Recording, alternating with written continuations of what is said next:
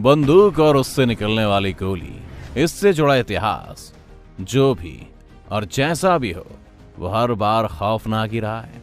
जितने भी आधुनिक युद्ध आज तक इस धरती पर हुए हैं उसमें कहीं ना कहीं ये बंदूक और उससे निकली हुई गोलियां जिम्मेदार हैं। मौत कह लें या मौत के करीब ले जाने की जिम्मेदारी लेने वाली ये गोलियां आज के टाइम में इंसानों की जिंदगी के लिए खतरा तो बनी गई हैं। यही कारण है कि लोग शायद इसी का डर दिखाकर कभी कभी अपनी सुरक्षा भी करते हैं। लेकिन जो सवाल मन में बहुत ज्यादा पनपने लगता है वो ये है कि आखिर गोली में ऐसा क्या होता है कि उससे इंसान की जान कुछ ही समय में चली जाती है।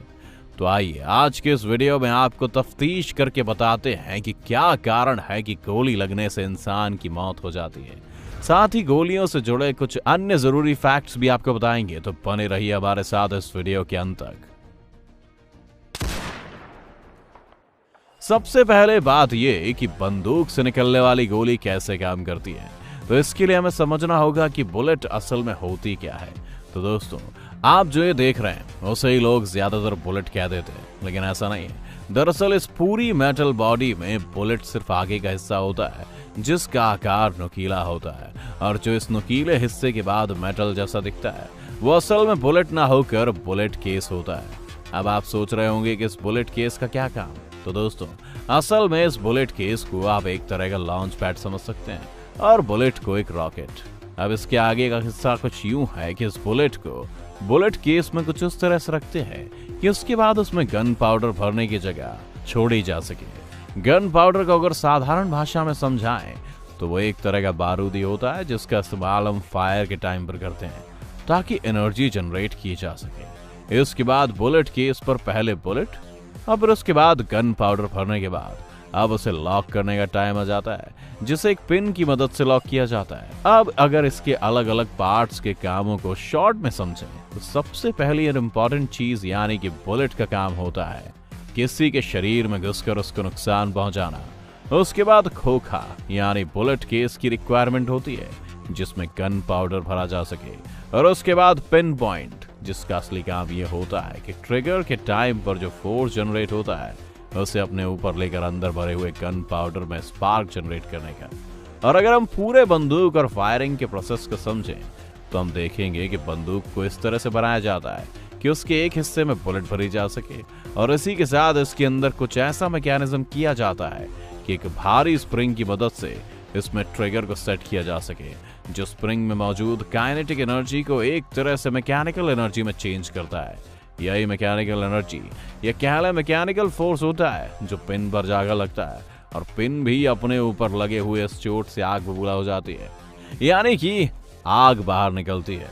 अब इसके बाद वो आग और गन पाउडर यानी बारूद का कॉम्बिनेशन ऐसी केमिकल एनर्जी जनरेट करने लगते हैं जिसकी वजह से वो बुलेट पूरे जोश के साथ उस बुलेट केस से बाहर निकलना चाहती है।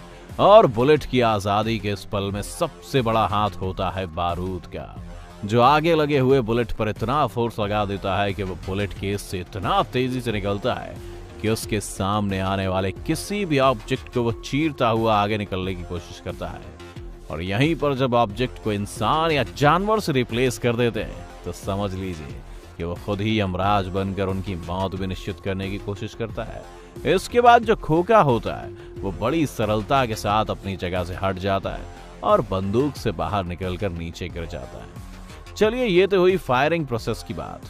अब आपको लगे हाथ ये भी बता दें कि बंदूक की मारक क्षमता कहीं ना कहीं इस बात पर निर्भर करती है कि उसके मैकेनिज्म में जो स्प्रिंग और उसकी काइनेटिक एनर्जी है वो बिना लॉस के कितना ज्यादा मैकेनिकल फोर्स प्रोड्यूस कर सकती है ताकि पिन पॉइंट का फोर्स और गन पाउडर का ब्लास्ट दोनों बहुत ज्यादा हों। ये तो बात हो गई कि बंदूक से गोली चलती कैसे है। अब आइए आपको बताते हैं कि उसी गोली से किसी इंसान की मौत कैसे हो जाती है। तो अगर आप देखें कि गोली लगने से इंसान की मौत का मुख्य कारण क्या है, तो उसका जो जवाब मिलता है वो ये है कि जब गोली इंसान के शरीर के किसी हिस्से में लगती है तो वहां का ब्लड सर्कुलेशन पूरी तरह खराब हो जाता है।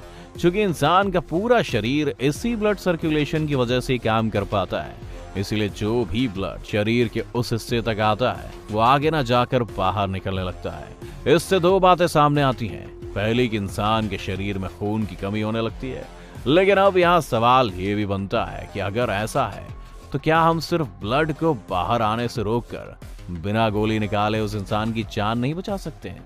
तो इसका जवाब है बिल्कुल नहीं, क्योंकि जो बुलेट इंसान के शरीर में घुसती है उसमें लेड का कंटेंट भी होता है, जिस वजह से वो कुछ ही देर में उस हिस्से में एक तरह के जहर को फैलाने लगती है, जो कि एक मेन फैक्टर बन जाता है इंसान की जान लेने का। इसके अलावा अगर गोली इंसान के किसी ऐसे हिस्से में लग गई जो काफी सेंसिटिव है, जैसे दिमाग या दिल, तो इस कंडीशन में तो सिर्फ ब्लीडिंग के कारण इंसान की मौत होना लगभग तय होती है।